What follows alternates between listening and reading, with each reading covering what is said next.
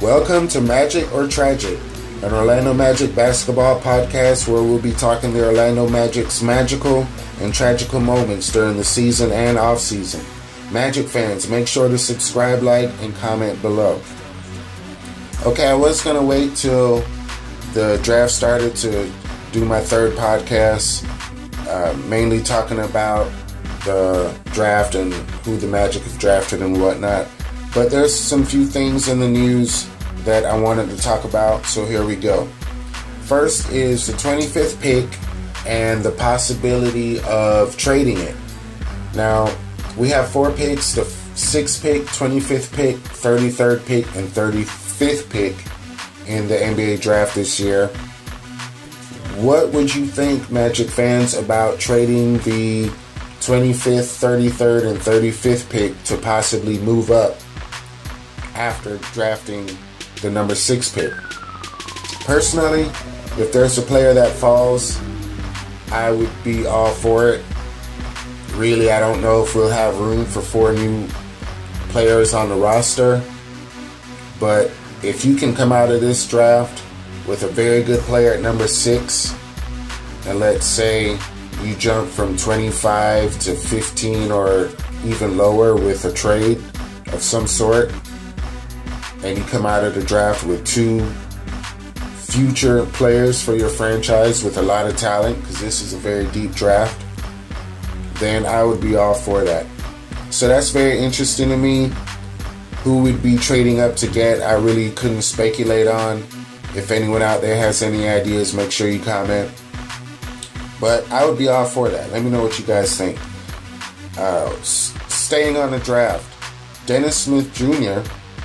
had a quote that I heard recently. He worked out for, I can't remember who he worked out for, but he basically had to work out with other players that are going to be in the draft. One of them notably, I think, was Tyler Linden from Syracuse. And during this interview session, he had a quote saying that basically he liked the workout because it got a chance to show who the dogs were.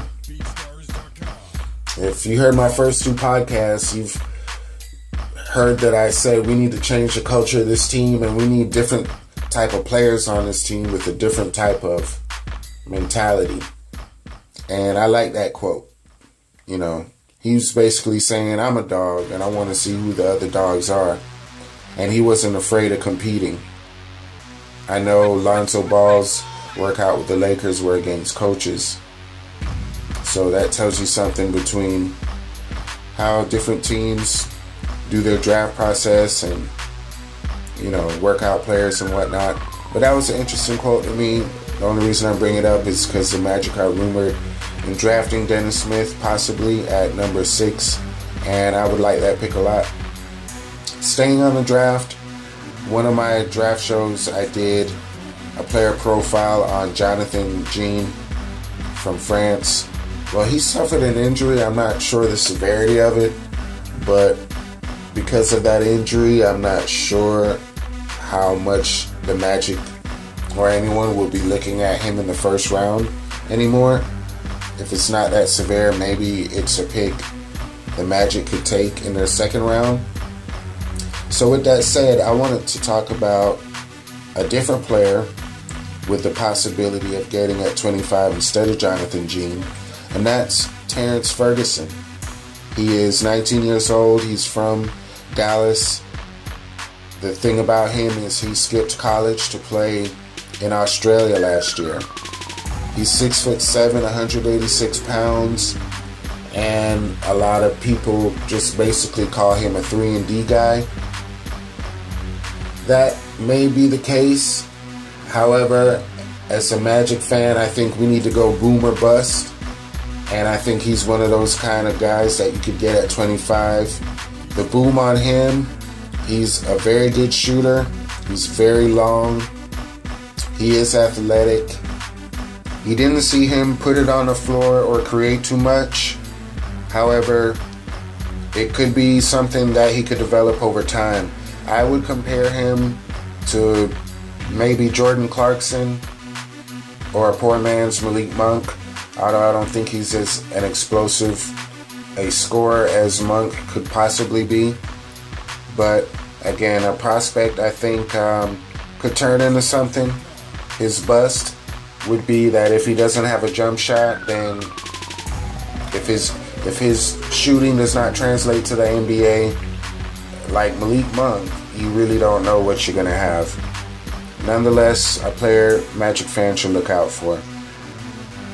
Next, I'd like to talk about Elfrid Payton. I've read a lot of articles and listened to a few podcasts, and I'm surprised at the amount of people in the professional sports journalism business that keep talking about the progression of Elfrid Payton. Like, I don't see this progression.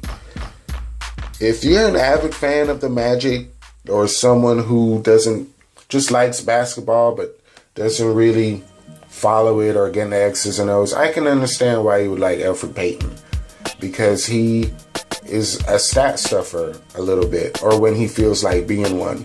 But his stats don't translate to winning. He does not lead, or he can't shoot.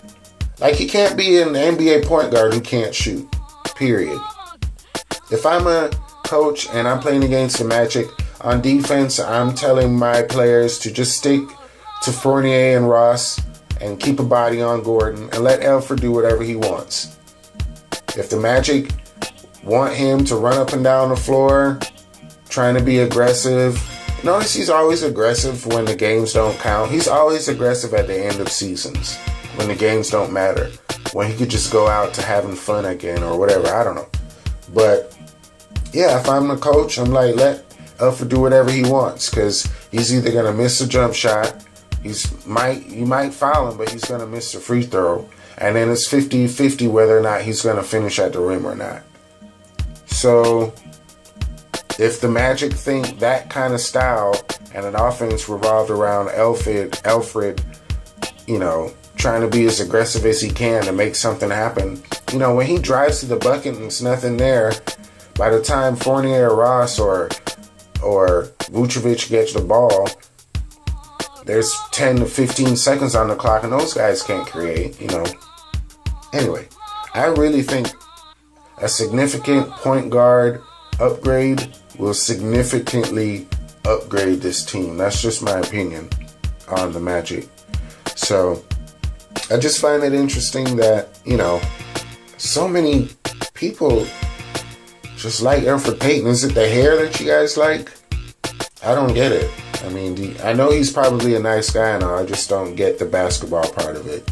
And also the hair. Like, why hasn't he cut that hair? Like, do people want to take him seriously as an NBA player, as a man and stuff? Like, he's basically wearing a hat. Like, who shoots with a hat on?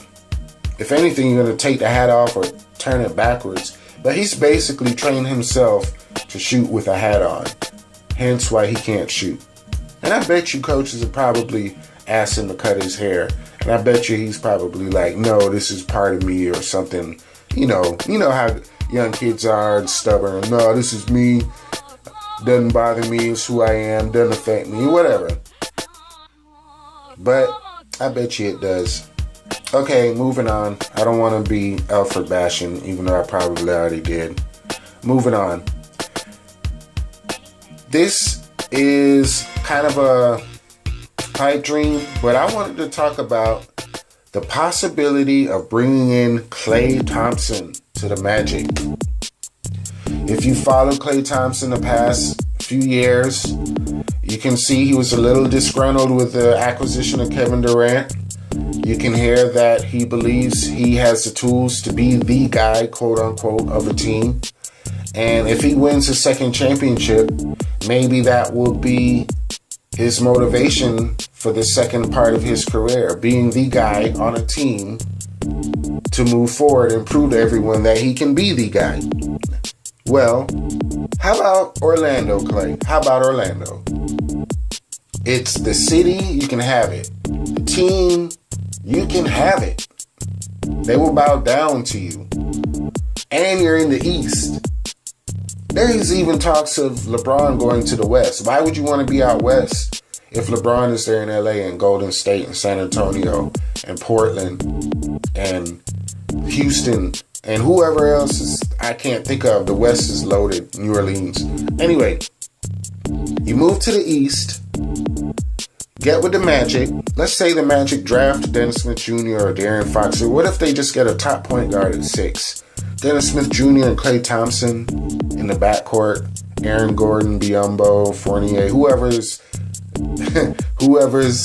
left when the dust clears in Orlando.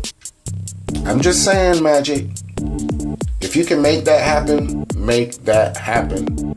Pay him max, trades, whatever you got to do. I would be planning something to bring the Klay to put in front of him to try and convince him that if that going to a team to be the man, to show that you're not just a sidekick, really motivates you, come to Orlando. No state taxes, close to Miami, close to Atlanta, close to beaches. You love it. Anyway, Magic fans, tell me what you think about that. Make sure you subscribe, like, comment below, and I'll talk to you soon. Go Magic.